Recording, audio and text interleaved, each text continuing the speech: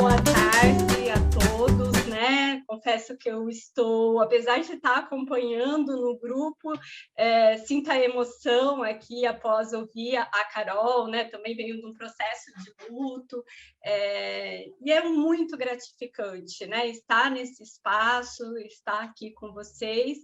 E vou pensar um pouquinho aqui nas condições, nas situações de trabalho das catadoras de materiais recicláveis, a partir da minha experiência, né, aqui na cidade de Campinas, tanto quanto na pesquisa, né, que a Lucia apresentou no início, que eu estava numa equipe que ia trabalhar essa questão.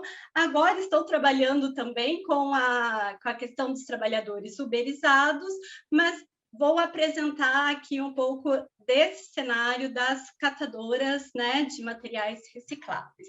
Vou usar o feminino na minha fala, pessoal, porque a maior parte, né, das pessoas que a gente tem contato, que compõem as cooperativas de catadores de materiais recicláveis, é composta por mulheres. Mulheres com baixa escolaridades, mulheres com uma vulnerabilidade social, né, ao mesmo tempo que se coloca aí nesse segmento da economia solidária. Então, ontem a gente até estava falando que essa mesa tem essa característica, né? A Carol trouxe a experiência dos sepultadores como servidores públicos e agora os terceirizados, mas que são CLT, de alguma forma estão dentro do mercado formal. Eu estou trazendo um olhar a partir da economia popular, da economia solidária, e daqui a pouquinho a gente vai ouvir a Luísa falando sobre as diaristas como autônomas, né? Então, a gente pensar nessa invisibilidade desses trabalhadores que estão à margem e nos diversos vínculos de trabalho, nas diversas situações de trabalho, né? E agora a gente também tem a experiência com os trabalhadores uberizados, que tem algumas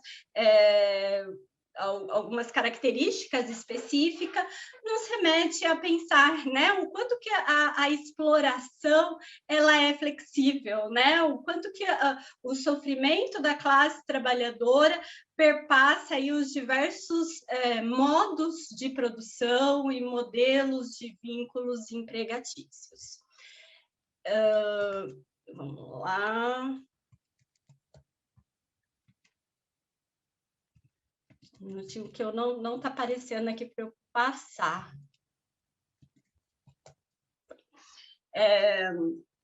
Mas eu passei demais.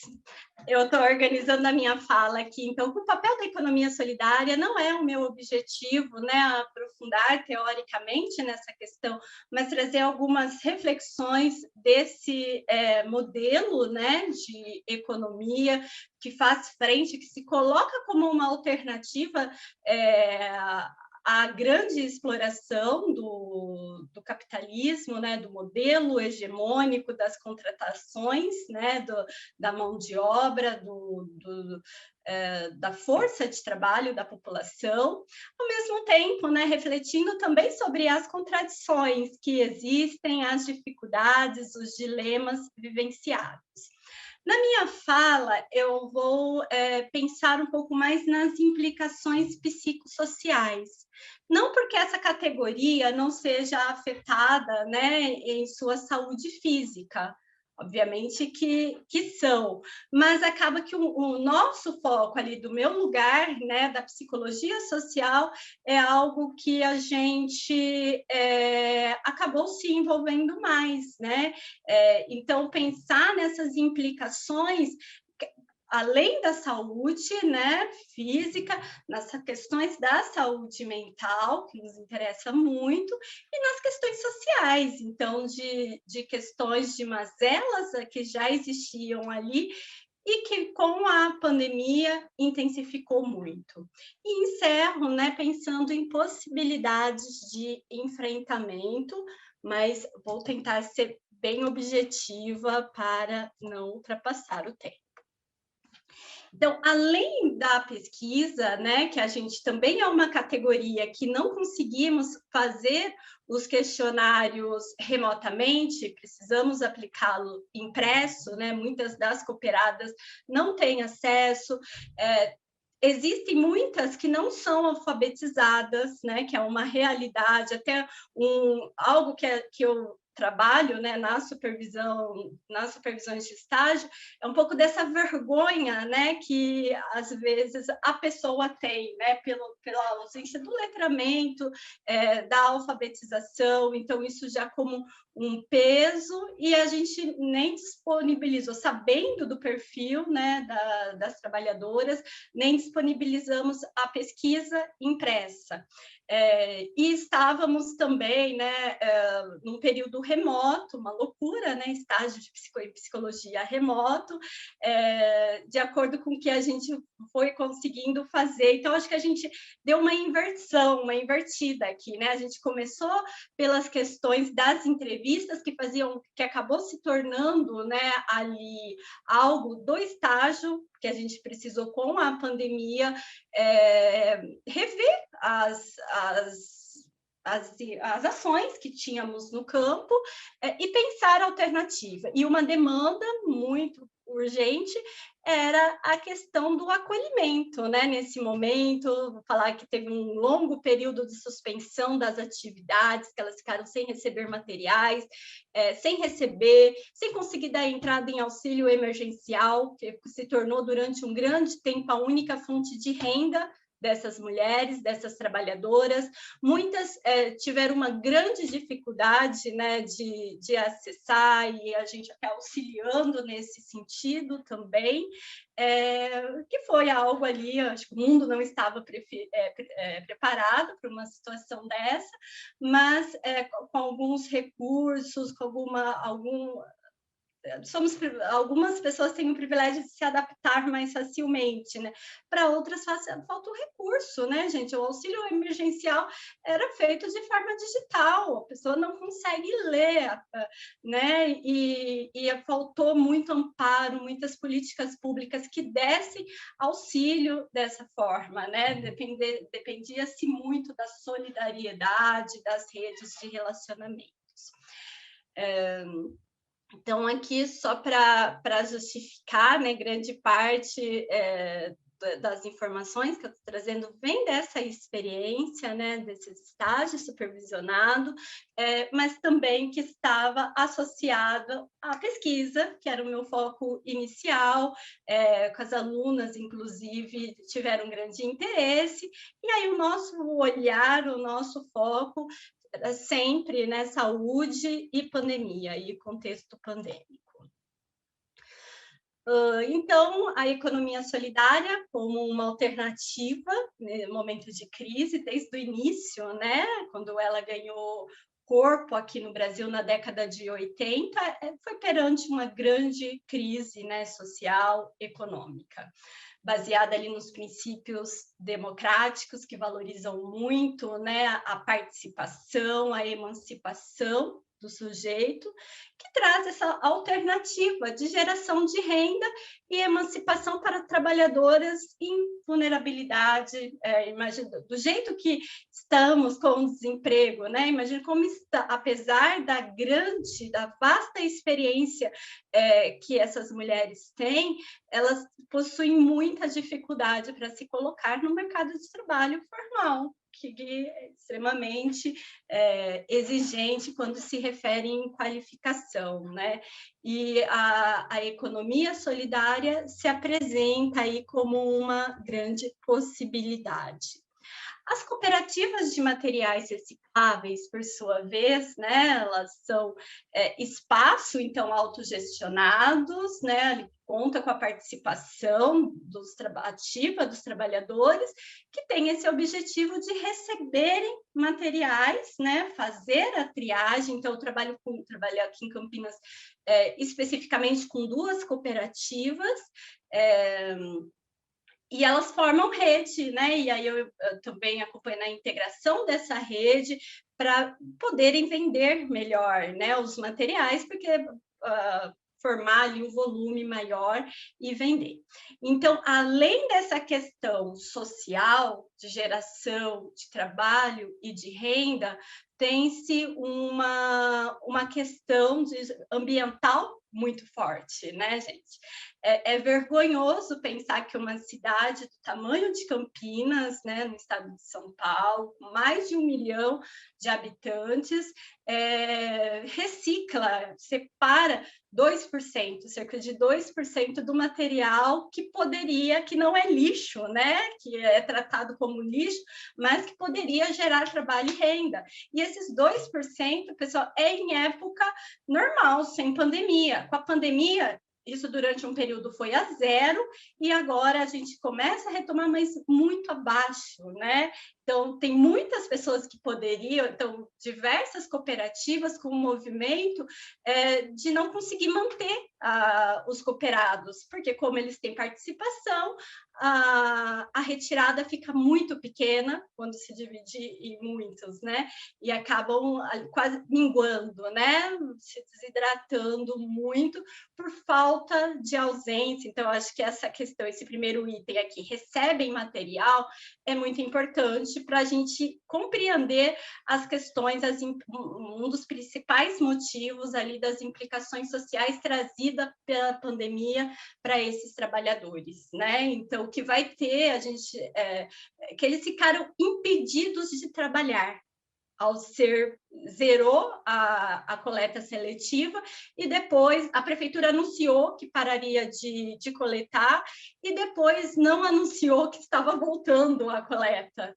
Então, já faz 1 ano que retomou, mas não retomou de verdade, né? Então, a ausência de políticas públicas e que tem uma implicação direta na forma de se trabalhar, né? E nas saúde mental, inclusive, dessas trabalhadoras. Então, aqui, já falei um pouquinho, passar bem rapidamente, né? Infelizmente, é pouco discutido e pouco valorizado a grande relevância, né, que esse trabalho tem na nossa sociedade. A coleta seletiva foi a zero, e agora retomou, mas muito abaixo, enquanto que a geração de resíduos nas grandes cidades aumentaram nesse período. A coleta normal, né, ali que vai tudo misturado e vai lá para o aterro, o volume de resíduos aumentou-se muito. Mas muito mesmo, porque as pessoas estão em casa, né?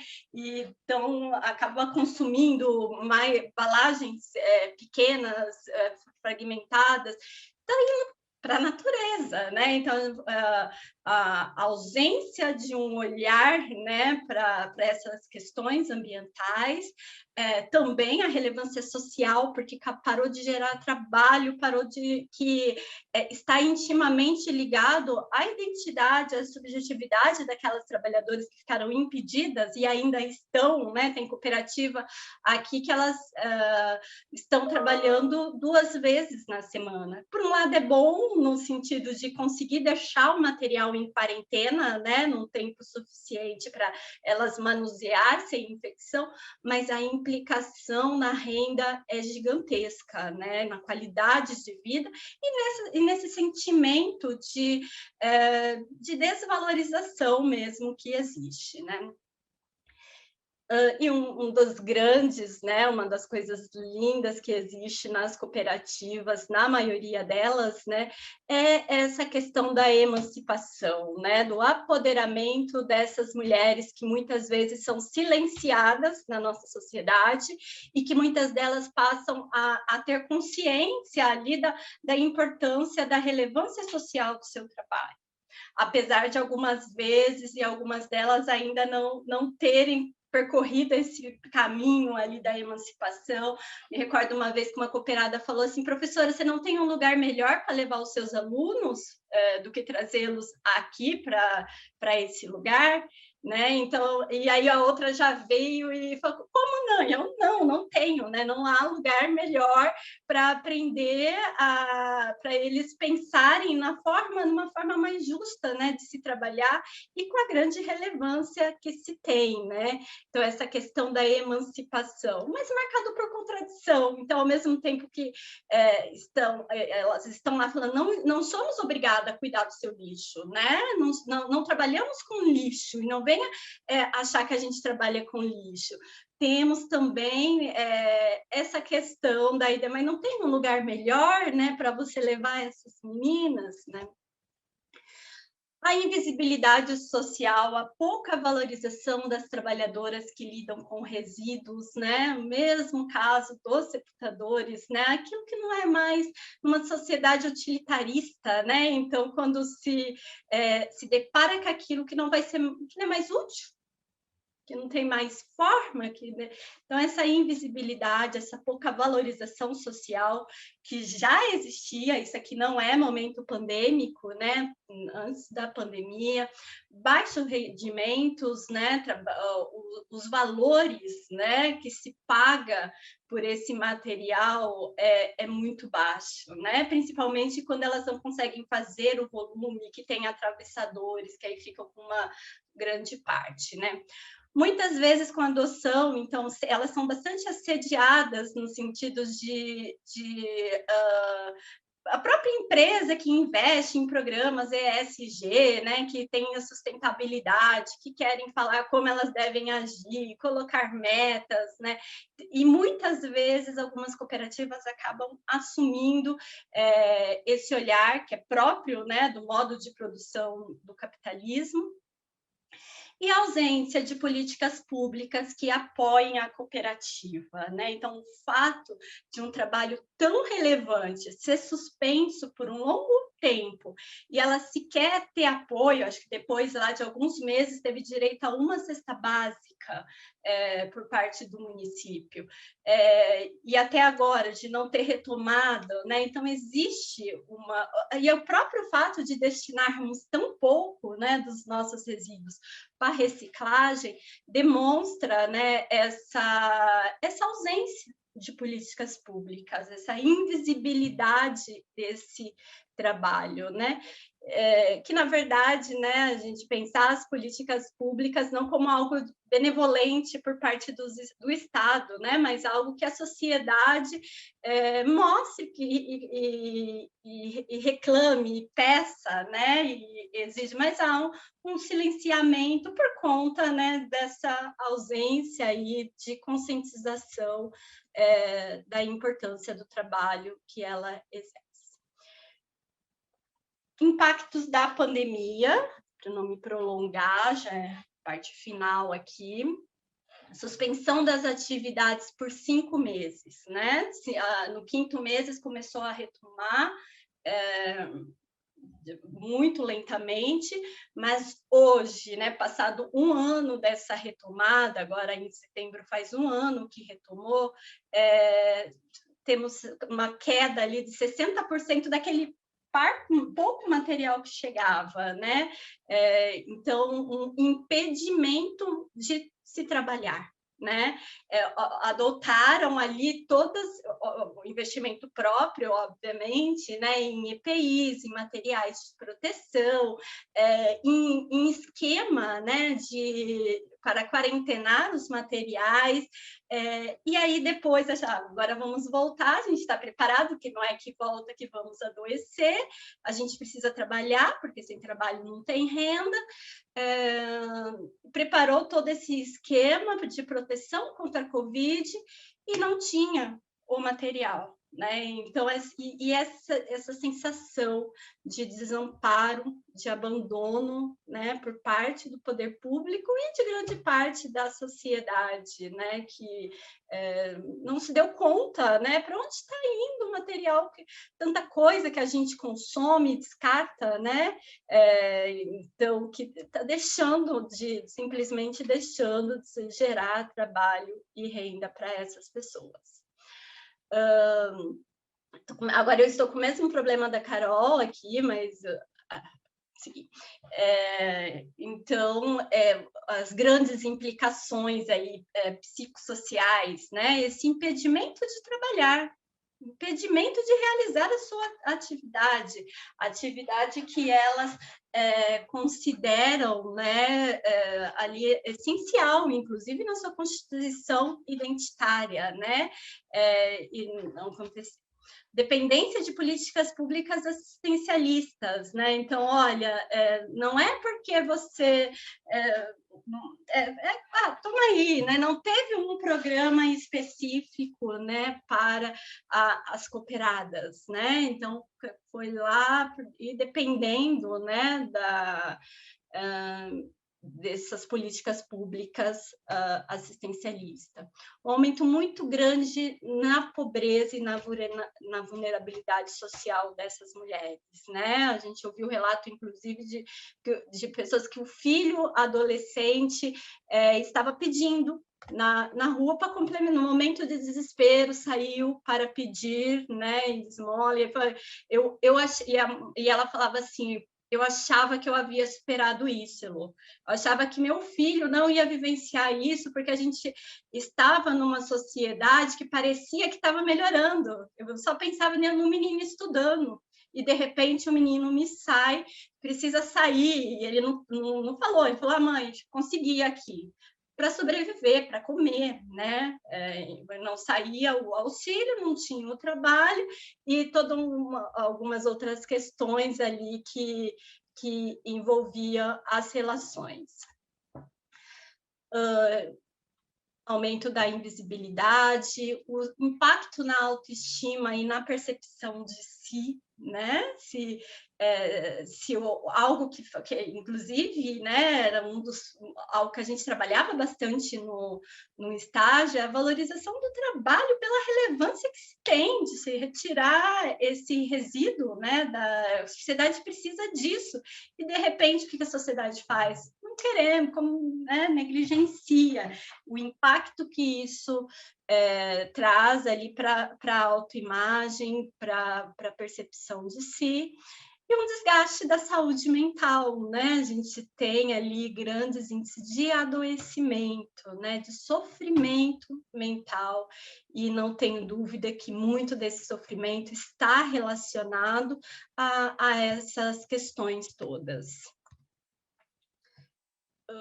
Bom, em enfrentamento, né, que eu acho que a gente precisa pensar também, né, que apesar de ser tão complexo, tão difícil, acho que esse é um espaço para isso, né? Então a gente precisa, dentro dos nossos espaços, né, dos nossos micros espaços, da nossa parte, né, favorecer isso, exigir nos condomínios, nas empresas, né, nas escolas, que se tenha coleta seletiva, né, que é dali que vem o trabalho, dali que vem a renda dessas mulheres. Precisamos de elaboração e implementação de políticas públicas efetivas, né? Que olhe para essas realidades, que pense em formas, né? De fazer com que esses materiais cheguem. E, acima de tudo, a valorização social desses trabalhadores, não só dessa categoria, mas de todos esses que nós estamos falando aqui nessa mesa, e muitos outros, né, que são essenciais para o funcionamento da nossa sociedade e que passam desapercebidos, que vivenciam grandes sofrimentos e grandes negligências por todos os lados. Era isso, gente. Eu acabei acelerando alguma coisa, ia trazer alguns exemplos, algumas coisas, mas depois a gente conversa um pouco e eu espero que, de modo geral, tenha conseguido apresentar aí a situação dessa categoria. Obrigada, Elô.